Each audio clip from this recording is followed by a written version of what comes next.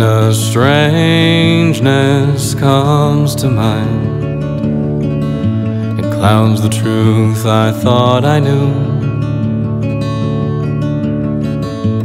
and I crumble from the stir. I started playing piano, classical piano, when I was about 5 or 6.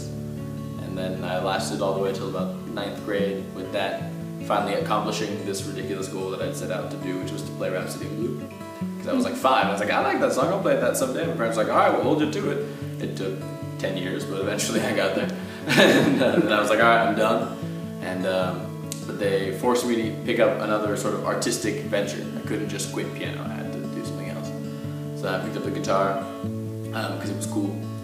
And I started playing. I was like, wow, this is actually pretty cool. I can play music that I like and not so much music that I'm told to play. And I wrote this song.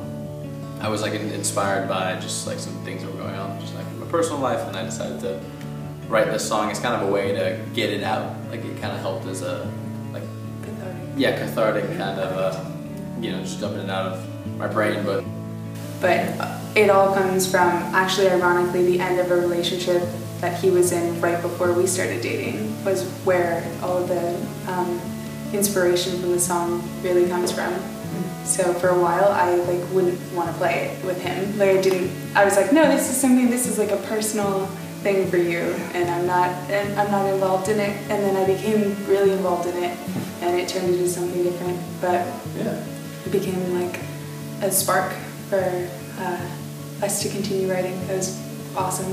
Especially because the whole concept of the song is like, what if it's getting easier? Like if your relationships, like we've all been in different relationships, love relationships, other kind of romantic relationships or anything like that, that kind of have this back and forth, especially when you're ending a relationship or thinking about ending a relationship or whatever, and you do a lot of questioning, and so the entire song is set up to kind of have the listener question, and it brings you to like this emotional bridge section, but then asks the question at the end, what if?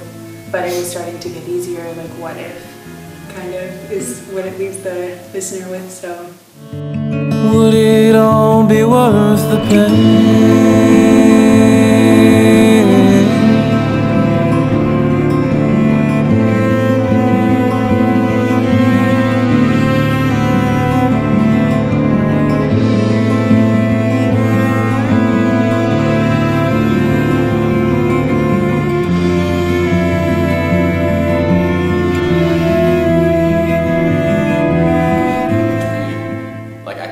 I started writing songs very much like, you know, pure from the heart, little boy does at 16. And you know, they were cute and they sounded like Jack Johnson, and they were fun. Right? Yeah, that was the thing. It probably sounded worse than him, but you know, I like him, so he's still my still a fan. But yeah, and then going to school really like, you know, flesh it out now that I'm more complex, that I know like I can change keys more freely and come back and like do funkier things and feel comfortable with it.